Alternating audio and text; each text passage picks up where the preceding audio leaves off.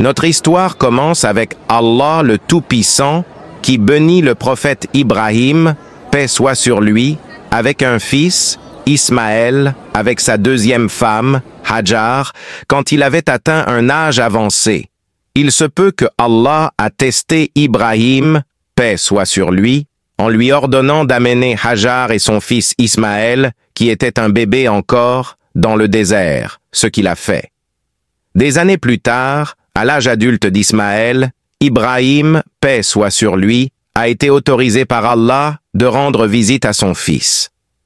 Après leur retrouvaille à la Mecque, Ibrahim, paix soit sur lui, a demandé à son fils de l'assister dans la construction de la Kaaba, à un endroit spécifique désigné par Allah comme le lieu initial où il a été adoré seul, sans aucun associé. Après avoir terminé la construction de la Kaaba, il y avait une brique à placer. Ibrahim, paix soit sur lui, a envoyé son fils à la recherche d'une pierre singulaire pour cet endroit.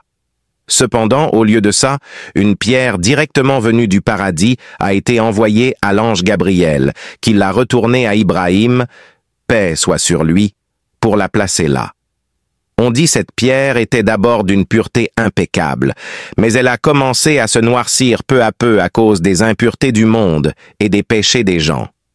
Avec le temps, la ville de la Mecque a grandi et ses habitants adoraient une seule Dieu.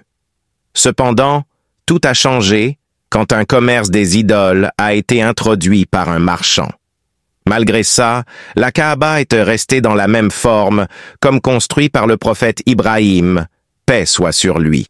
Mais, au fil du temps, elle a commencé à se dégrader, et les chefs de Quraysh craignaient de la rénover avec l'argent d'un commerce interdit.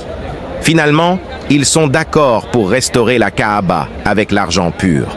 Ils ont ainsi assemblé une richesse dont ils étaient certains qu'elle était propre et ont reconstruit la Kaaba sous forme de cube. Cependant, il restait une pierre à remettre en place, la pierre noire. Personne ne savait qui devait le placer, mais le prophète Mohammed, paix et bénédiction soient sur lui, avant de devenir prophète, était reconnu pour sa noblesse et son honnêteté. Les chefs de Quraysh alors demandèrent son opinion, et il leur recommanda de prendre chacun une section de la pierre et de la transporter jusqu'à l'emplacement pour que personne ne se sente supérieur à l'autre. Ensuite, il mit la pierre à sa place lui-même. Comme ça, les gens de Quraysh ont reconstruit la Kaaba en forme de cube, alors que le prophète Ibrahim, paix soit sur lui, l'a initialement construit en triangle.